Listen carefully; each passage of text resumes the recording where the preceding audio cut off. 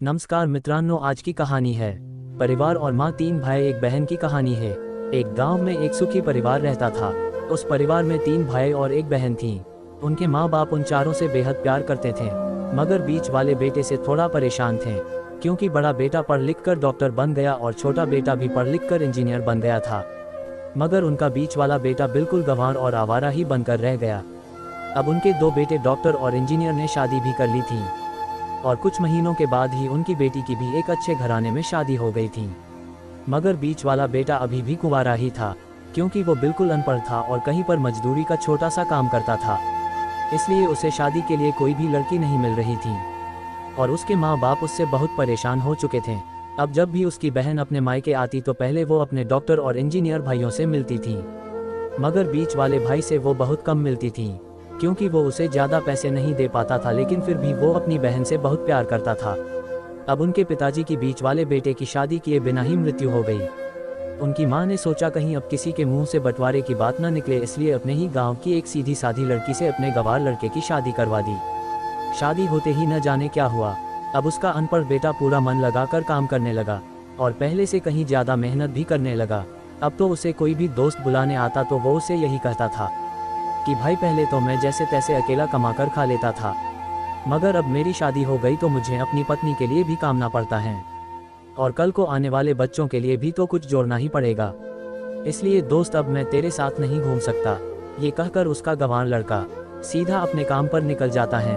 अब उसके दोनों भाई डॉक्टर और इंजीनियर आपस में ये बात करते हैं कि हम दोनों तो उस गंवार से कहीं ज़्यादा पैसे कमाते हैं, इसलिए हम सब घर और ज़मीन का बंटवारा कर लेते हैं और उस गंवार से अलग हो जाते हैं, क्योंकि अब वो हमारे बराबर कभी भी नहीं कमा सकता। इसलिए उन दोनों भाइयों ने अपनी माँ के लाख मना करने के बावजूद भी बंटवारे की तारीख तय कर दी, और उन्होंने अपनी बहन को भी बुलवा लिया और अपने गंवार भाई से भी कह दिया कि आज तुम अपने काम पर मत जाना, क्योंकि हम सब आज घर और ज़मीन का बंटवारा करेंगे। उसी वक्त उसकी बहन भी आ जाती है।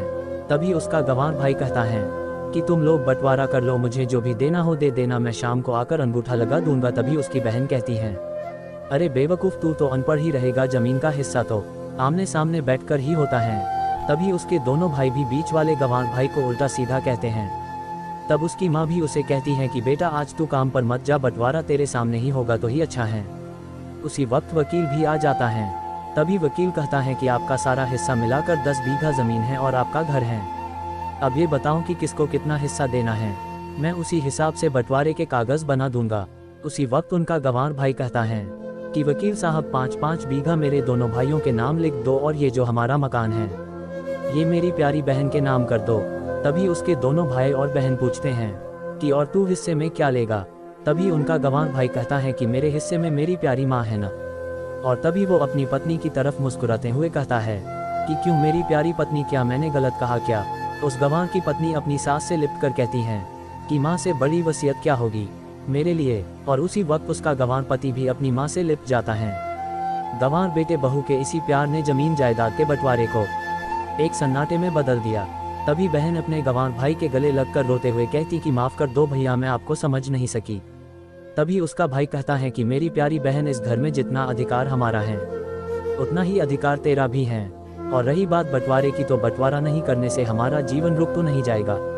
क्यों करते हैं हम बंटवारा, क्या हम एक साथ मिलकर नहीं रह सकते? जैसे हम बचपन में मिलकर रहते थे, एक साथ मिलकर रहने को ही तो कहते हैं एक अच्छा परिवार, और उस अच्छे परिवार को संभालती है एक माँ। तभी उसके दोनों भाई भी बहुत शर्मिंदा होते हैं और वो बंटवारे के सभी कागज़ फाड़कर फेंक देते हैं, और उस दिन के बाद से ही उनका पूरा परिवार खुशी खुशी एक साथ ही रहने लगा। तो दोस्तों, ये थी परिवार और माँ एक सच्ची कहानी।